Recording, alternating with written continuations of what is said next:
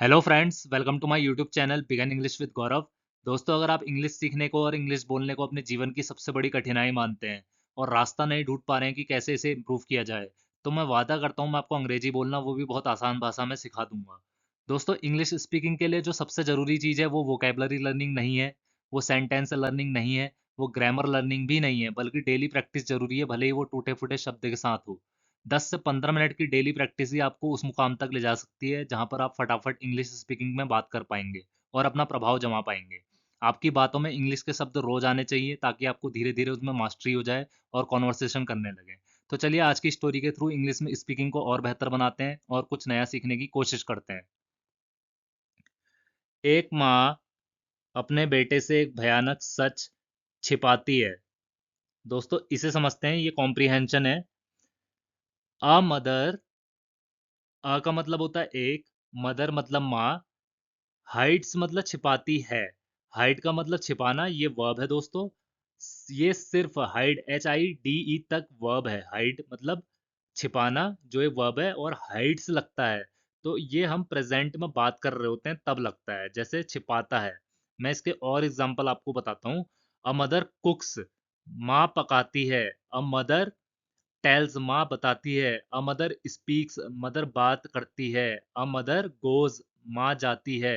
और नाम से भी मैं इसको बता सकता हूँ दोस्तों। राहुल फाइट्स, राहुल लड़ता है। सुनीता आर्ग्यूज, सुनीता बहस करती है। Sunita paints the wall, Sunita दीवारों पर पेंट लगाती है। Sunita washes the clothes, Sunita कपड़े धोती है। तो जितने भी मैंने यहाँ पर सेंटेंस बोले दोस्तों, आपने उसमें गौर किया होगा कि उसमें ता तो ती आ रहा है। जैसे मैं आपको एक एग्जांपल और बताता हूँ। She comes to my house, वो मेरे घर आती है। शी राइट्स द लेटर, वो पत्र लिखती है। तो ता आ रहा है जिसमें, वो एस के वजह से आ रहा है। इन द सिमिलर वे, उसी तरह, अ मदर हाइड्स, एक माँ छुपाती है। हाइड्स का मतलब छुपाती है, और ये हम प्रेजेंट की बातों में ही यूज कर सकते हैं दोस्तों। A mother hides a terrible, a terrible का मतलब होता है एक, अ का मतलब एक, टेरिबल का मतलब भयानक। ट्रुथ मतलब सच, फ्रॉम मतलब से, हर मतलब अपने। फ्रॉम तो मदर है, उसके लिए हर लगेगा। हर मतलब अपने, बेटे से, सन मतलब बेटे से। तो इसको एक बार पूरी तरह से समझते हैं। A mother hides a terrible truth, एक माँ एक भयानक सच छुपाती है अपने बेटे से। वो उसे किसी भी चीज से ज्यादा प्यार करती है। शी मतलब वो। यहाँ पर दोस्तों शी वुमेन और लड़की के लिए लगाया जाता है, तो यहाँ पर उसकी माँ औरत है तो शी लगेगा। लव्स मतलब प्यार करती है। अगेन दोस्तों, यहाँ पर नोटिस करने वाली चीज ये है, यहाँ पर एस लगा हुआ है। यहाँ पर प्रेजेंट की बातों में हमने एस लगाया, जिसका मतलब प्यार करती है। लव का मतलब प्यार करना, और लव्स लग जाता है, एस लग जाता है, ये बेस फॉर्म का काम करता है।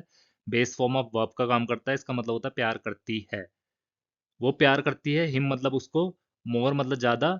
मोर देन का मतलब होता है किसी चीज से ज्यादा। मोर देन एनीथिंग का मतलब होता है, एनीथिंग का मतलब कुछ भी। तो यहाँ पर हम बोलेंगे मोर देन एनीथिंग का मतलब किसी चीज से भी ज्यादा। तो वो उसको प्यार करती है किसी चीज से भी ज्यादा। उसका बेटा सोचता है कि उसके पिता की मौत एक हादसे में हुई थी। हर मतलब उसका, सन मतलब बेटा, बिलीव्स मतलब मानता है या समझता है। एस लगाया दोस्तों तो तात और ती में आएगा, इसका वाक्य बनेगा। बिलीव का मतलब होता है मानना या समझना। तो यहाँ पर बिलीव्स लगा है तो मानता है हो जाएगा। उसका बेटा मानता है। हिज मतलब उसके, फादर मतलब पिता, डाइड मतलब मरे थे, इन मतलब मैं, एन मतलब एक, एक्सीडेंट मतलब दुर्घटना में।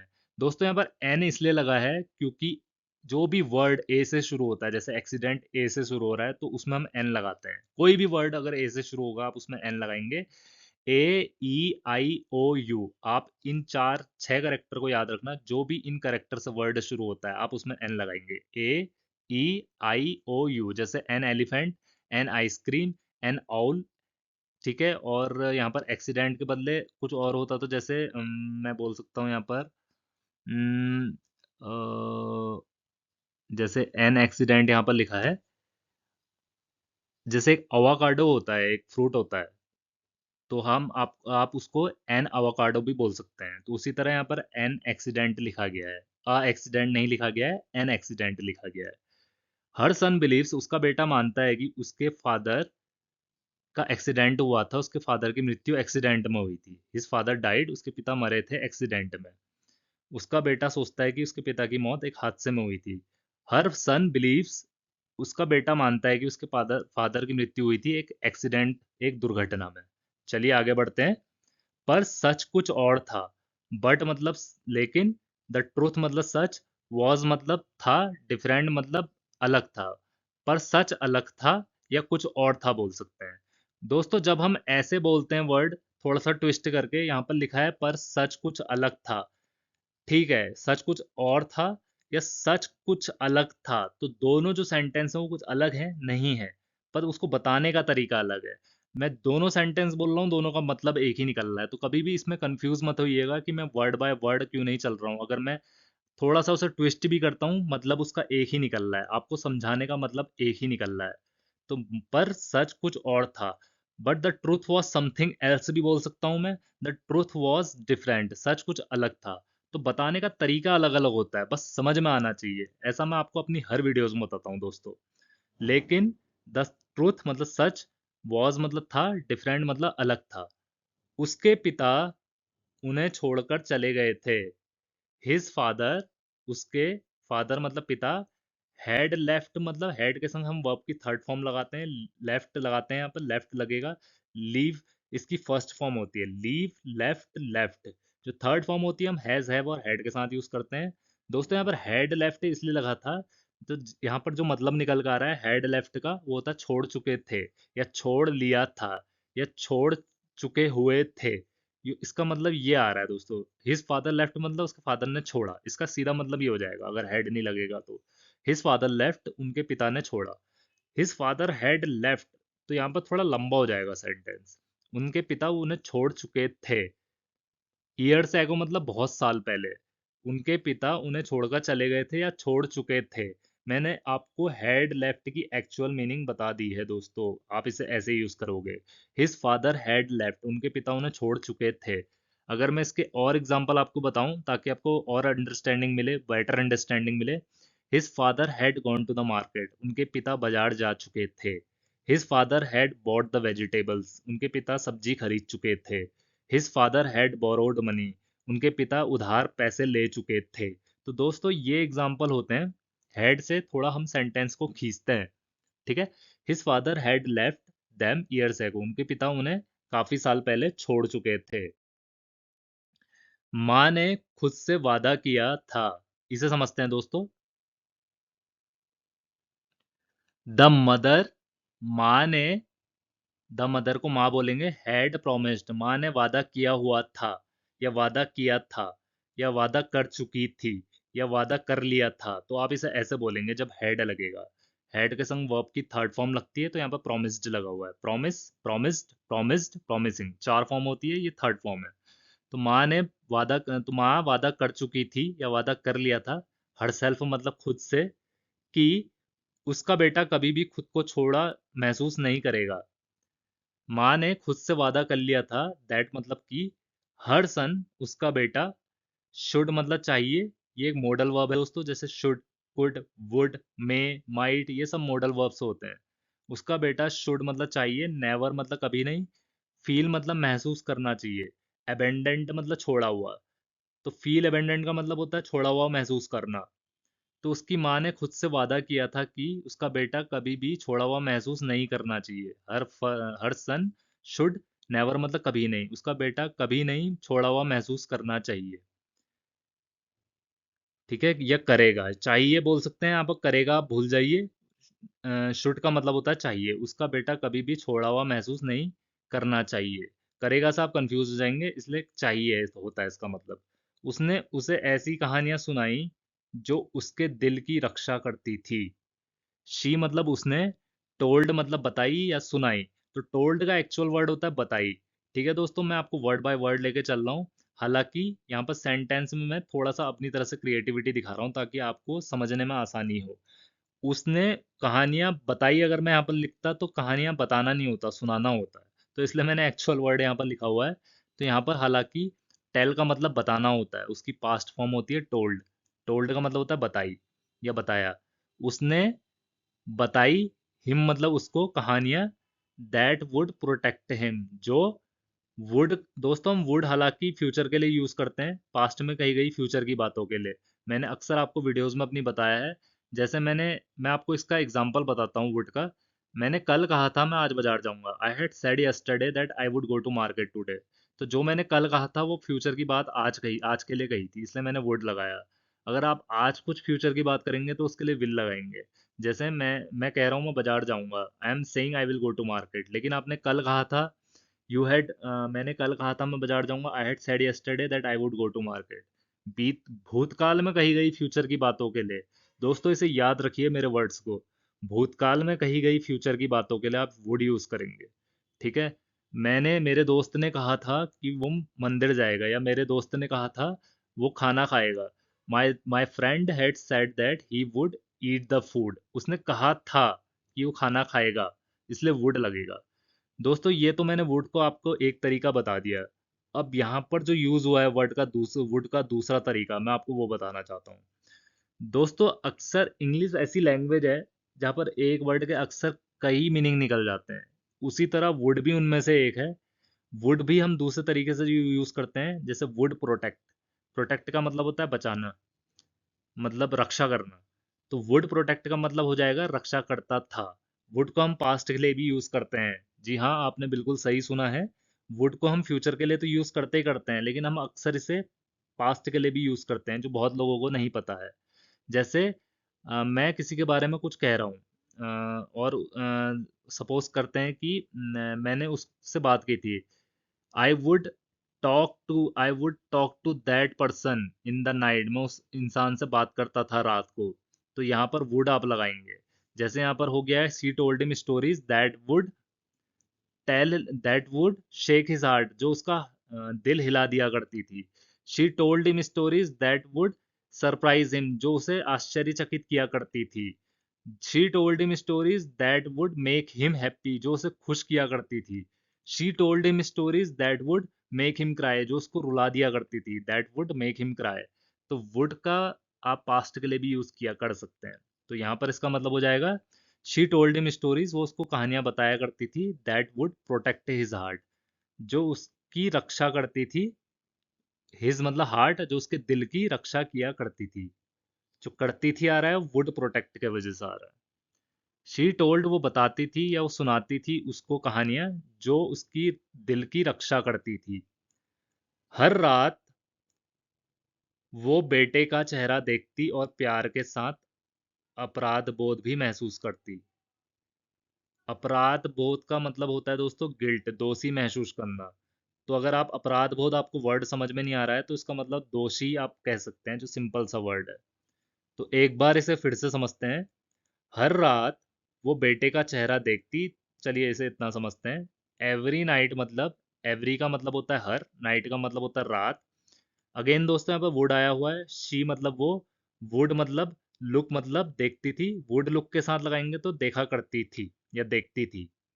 लुक के साथ हमेशा एट लगेगा दोस्तों, जैसा कि मैं अपनी हर वीडियोस में कहता हूँ।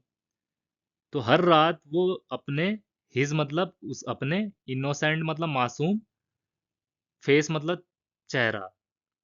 तो हर रात she would look at his innocent face, वो देखती थी उसके मासूम चेहरे को। शी वुड लुक, तो वो देखती थी, इसका मतलब हो जाएगा, वुड का मतलब देखती थी, फ्यूचर के लिए नहीं, पास्ट के लिए वो देखती थी। तो आपको अगर कभी भी कंफ्यूजन होता है दोस्तों, तो आप हिंदी के वर्ड को देखना वो कैसे शुरू हो रहा है। हर रात वो बेटे का चेहरा देखती थी या देखती, तो ये पास्ट के लिए है, इसमें ऐसा तो है नहीं देखेगी। तो आप समझ जाएंगे, यहाँ पर भी आप वुड यूज कर सकते हैं, या आप वुड यूज नहीं करना चाहते हैं तो आप डायरेक्ट लुक्ड एट भी यूज कर सकते हैं, कोई दिक्कत नहीं है, एक ही मीनिंग निकलती है।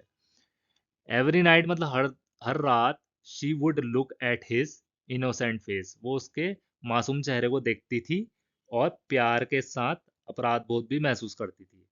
एंड मतलब और, फील मतलब महसूस करती थी, बोथ मतलब दोनों, लव मतलब प्यार, एंड मतलब और, गिल्ट मतलब अपराध, और दोनों प्यार और दोषी महसूस करती थी। चलिए आगे बढ़ते हैं।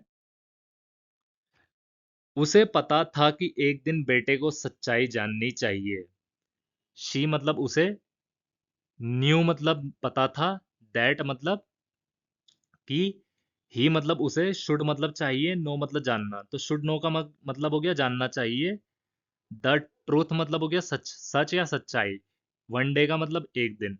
शी न्यू उसे पता था कि उसे पता चलना चाहिए सच्चाई का एक दिन। पर उसे डर था कि बेटा शायद अपने पिता से या उससे नफरत करने लगे। इसे फिर से समझते हैं दोस्तों। पर उसे डर था कि बेटा शायद अपने पिता से या उससे नफरत करने लगे। उससे मतलब अपनी माँ से। बट मतलब लेकिन, शी वॉज अफ्रेड, शी मतलब वो, वॉज मतलब थी, अफ्रेड मतलब भयभीत थी या उसे डर था। ही मतलब वो, माइट मतलब सके या सकना। यहाँ पर कैन भी लगा सकते हैं दोस्तों, कैन और माइट का एक ही यूज होता है। लेकिन वो डरी हुई थी या उसे डर था कि ही माइट मतलब सके, हेट मतलब नफरत, वो नफरत कर सकता है। तो इसका मतलब हो जाएगा कर सकता है, माइट का मतलब सकता। हिज मतलब अपने पिता से, और मुझसे भी इवन का मतलब होता है भी, और हर मतलब उससे, उससे भी। तो इसका मतलब एक बार फिर से समझते हैं। बट शी वॉज अफ्रेड, पर उसे डर था कि वो उससे नफरत कर सकता है, वो अपने पिता से नफरत कर सकता है और उससे भी। कई साल गुजर गए और ये राज उनके दिल में दबा रहा। ईयर्स पास्ड, ईयर्स मतलब सालों, पास्ट मतलब बीत गए। विद दिस सीक्रेट, सालों बीत गए इस सीक्रेट के साथ। जब भी हम दोस्तों, अब देखिए ये सेंटेंस बड़ा टेक्निकल टाइप का है, कॉम्प्लेक्स है थोड़ा, आपको समझने में दिक्कत होगी। सालों बीत गए, दिस सीक्रेट, जब हम बोलते हैं ना सालों गुजर गए और ये राज उसके दिल में दबा रहा, तो हम उसके साथ विद लगाएंगे। ईयर्स पास्ड विद, तो ईयर्स गुजर गए किस किस चीज के वजह से, तो आप जब किस चीज के वजह से बोलेंगे ना तो उसमें विद लगेगा। सालों बीत गए, गुजर गए और ये सीक्रेट, दिस मतलब ये, सीक्रेट मतलब राज, बरीड मतलब दबा रहा, डीप मतलब गहराई में, इनसाइड हर हार्ट, इनसाइड मतलब अंदर, उनके दिलों में। तो ये राज उनके दिलों में गहरा दबा रहा, तो ये राज उनके दिलों में गहरा दबा रहा। तो इसको बोलेंगे years passed with this secret. Years passed बहुत साल गुजर गए इस राज के साथ। तो इसको बोलेंगे ईयर्स पास्ट, विद का मतलब होता है के साथ, बहुत साल गुजर गए इस राज के साथ जो उनके दिलों में बहुत गहरा दबा हुआ था। ठीक है दोस्तों। एक दिन बेटे को एक पुराना पत्र मिलता है। वन डे मतलब एक दिन, द सन मतलब बेटे को, फाइंड्स मतलब मिलता है, अभी प्रेजेंट की बात हो रही है दोस्तों, एस लगा है इसमें, फाइंड्स का मतलब मिलता है, एन मतलब एक, ओल्ड लेटर मतलब पुराना पत्र। मैंने बोला दोस्तों OEIOU जो वर्ड शुरू होते हैं उनमें हम एन लगाते हैं। तो इसका मतलब हो गया एक दिन इसका बेटा पुराना पत्र, उसके बेटे को पुराना पत्र मिलता है। चलिए आगे बढ़ते हैं। ये उसे सब कुछ बताता है।